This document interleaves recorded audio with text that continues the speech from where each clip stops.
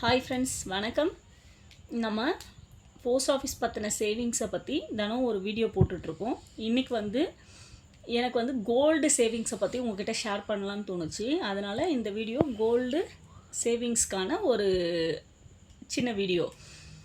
கோல்டை பொறுத்த வரைக்கும் 22 கேரட் அப்படிங்கிறத நம்ம அடிக்கடி கேள்விப்பட்டிருப்போம்.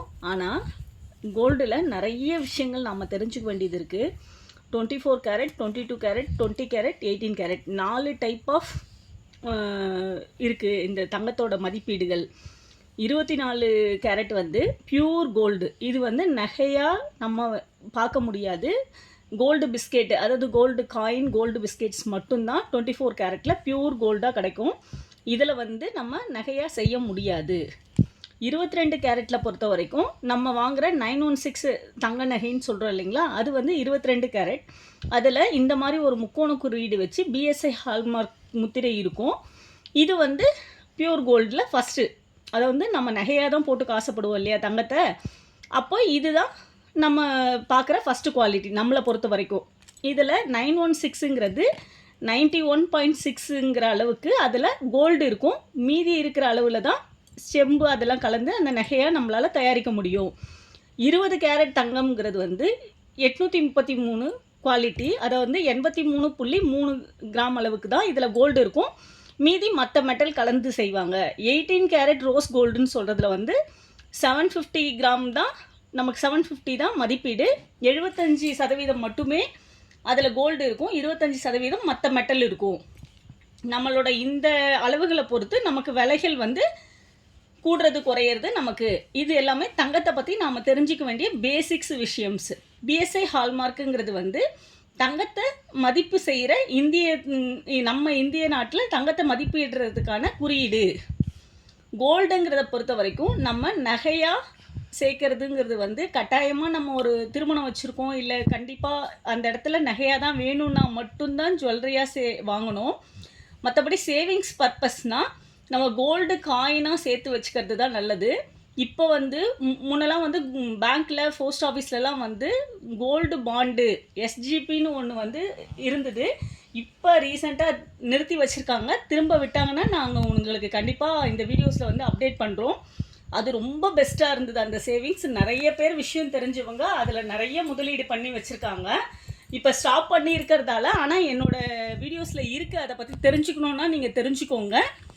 நான் அதை பற்றி விளக்கம் சொல்கிறேன். மற்றபடி இப்போ அது இல்லைங்கிறதால அதை பற்றி பேச வேண்டாம்னு நான் நினைக்கிறேன். இப்போ நீங்கள் யாருன்னா தங்கம் சேர்க்கணும் அப்படிங்கிற ஐடியாவில் இருக்கீங்கன்னா கோல்டு காயினாக சேவ் பண்ணுங்கள். காரணம் என்னென்னா, ஒரு கோல்டு காயின் வாங்குறீங்கன்னா உங்களுக்கு ஒரு 3% ஜிஎஸ்டி மட்டும்தான் வரும்.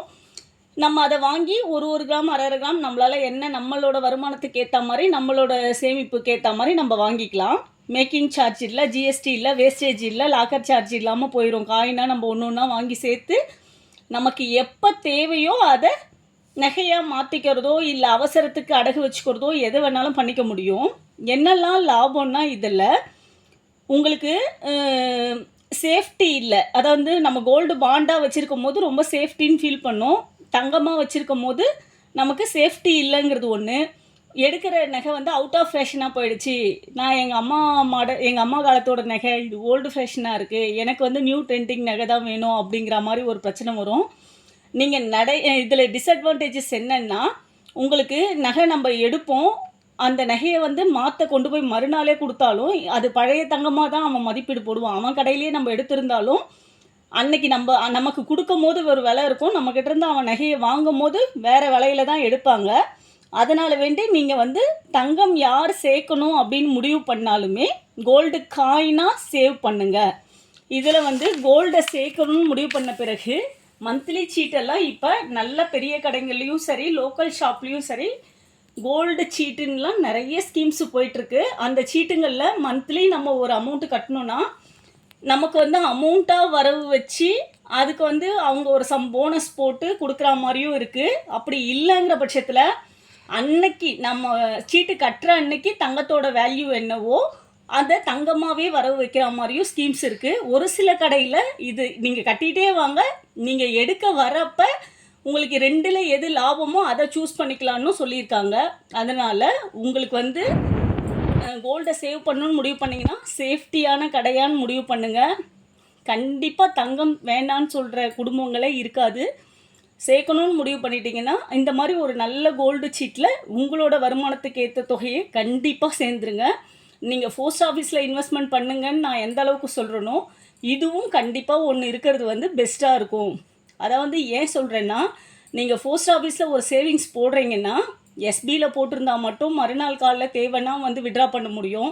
நீங்கள் ஆர்டியில் போடுறீங்க, ஃபிக்ஸடில் போடுறீங்கன்னா அதுக்கான ஃபார்மாலிட்டிஸை முடித்து கைக்கு காசு வரும்போது எமர்ஜென்சிக்கு உதவுமான்னு தெரியல. உதவும், ஆனால் நம்மளோட அடுத்த செகண்ட் உதவணும்னா தங்கம் மட்டும்தான் நமக்கு முதலீடு, கரெக்டான முதலீடாக இருக்கும். நான் ஒரு லேண்டு வாங்கி வச்சுருக்கேன்னா கூட எனக்கு நஷ்டம் இல்லாமல் அதை விற்று நான் காசாக்கணும்னா என்னோடய அவசரத்துக்கு அந்த வேலை நடக்காது. ஆனால் தங்கம் மட்டும் கையில் இருந்தால் நான் கொண்டு போய் பேங்க்லேயோ அடகு கடையிலையோ வச்சா எனக்கு அடுத்த செகண்ட் கேஷ் கிடச்சிரும். அதனால் தங்கத்துக்கான முதலீடுன்றது என்றைக்குமே ஃபஸ்ட்டு ப்ரிஃபரன்ஸாக நான் சொல்வேன். நீங்கள் கோல்டு சீட்டு உங்களோட வருமானத்துக்கு ஏற்ற மாதிரி கண்டிப்பாக போடுங்க. ஒரு நாளைக்கு என்னோடய காசு 50 ரூபாய் எந்த இல்லைன்னு நீங்கள் எடுத்து வச்சா கூட அதாவது ஒரு மாதத்துக்கு 1500 ரூபா கட்டிட முடியும் கண்டிப்பாக நம்மளால். எமர்ஜென்சிக்கு கேஷாக இது உதவும்.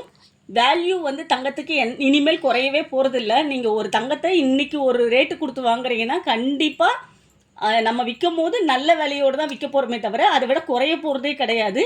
அதில் முக்கியமானது சேவிங்ஸும் முடிவு பண்ணிங்கன்னா போஸ்ட் ஆஃபீஸ், தங்கம், பேங்க்கு என்ன ஸ்கீமாக வேணாலும் இருந்துட்டு போட்டோம், டிசிப்ளின் மட்டும்தான் முக்கியம். உங்களோட என்ன சேவ் பண்ணணும்னு முடிவு பண்ணிடுறீங்களோ உங்களோட கேஷை முதல்ல சேவிங்ஸு முடிச்சுட்டு தான் செலவுக்கு போகணும். நீங்கள் செலவை வந்து பண்ணிவிட்டு அப்புறம் நம்ம சேவ் பண்ணிக்கலாம், கிடைக்கும் போது பண்ணிக்கலாம்னு